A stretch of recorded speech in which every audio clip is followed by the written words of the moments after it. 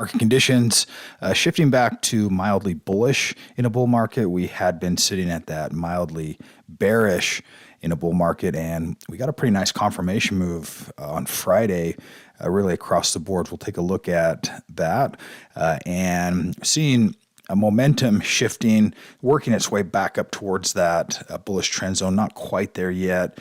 Breadth also stuck right here in the middle. So good confirmation as it's working back towards the bullish side of things. We're seeing buy-sell ratio come back in a little bit here. We're seeing that ratio now sitting at 0.8. Still have red above green with a little bearish tone right here, but pulling into some support levels. We've talked about sentiment where we have this 50% range right here. If we can maintain that upper range, even though we're working on a pullback, we're still into that buying into these pullback scenarios right now. If we look at the markets across the board, S&P 500 really had a solid bar last week. If we move this back to candlesticks, you can see this support area. We talked about this support range right here needing to hold up. It actually dipped back down and then had some pretty aggressive buying right around that range. So we saw that hold up right here. That's what we want to see, that bottoming tail bar, an indication of some significant buying activity, really big volume on SPY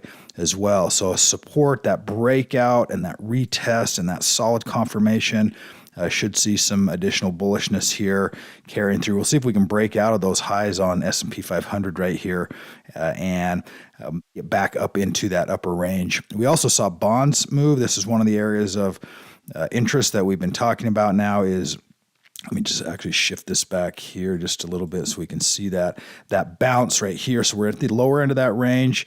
We had a deeply oversold range on TLT, and then the last 2 or 3 days starting to work its way back up again. So we'll see if we can get some acceleration towards the upside on bonds. As we've been talking about, we have that pretty nasty downtrend in place, and so it's got to work its way back up through all of these different levels, and that's what we want to see. Is we want to see bonds get into work here and working their way back up as interest rates or then interest rates would start to come back down a little bit. Let's look at sectors. We saw a pretty nice move positively. We had a bunch, 4 or 5 move from sell back up into that hold range and a couple more move up into that buy range. So we're seeing some additional confirmation across the sector ranges as well. Commodities, we're seeing pullbacks really across the board in most commodities. SLB, we've been talking about silver. This is a silver pattern. We're also looking at gold right here. Gold is still holding that upper momentum range, but showing some weakness as markets are moving aggressively. Typically, this is that counter trend trade where as it turns into a little bit more of a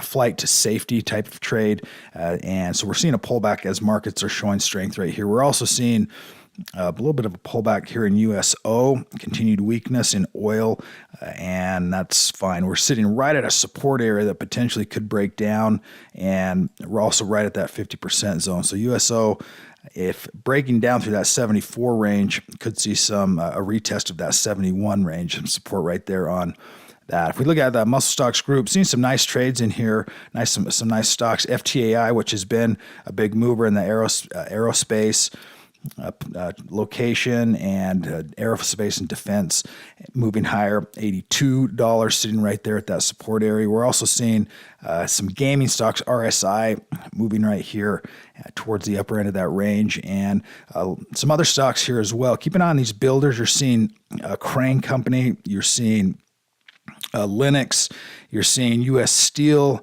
start to come back into these lists. Owens Corning, a good-looking list of names. Another coal stock, HCC, seeing coal moving higher right here as you're getting an anticipation for more building. And coal, this company is one of the biggest producers for steel, coal for the steel production process, he tries to say.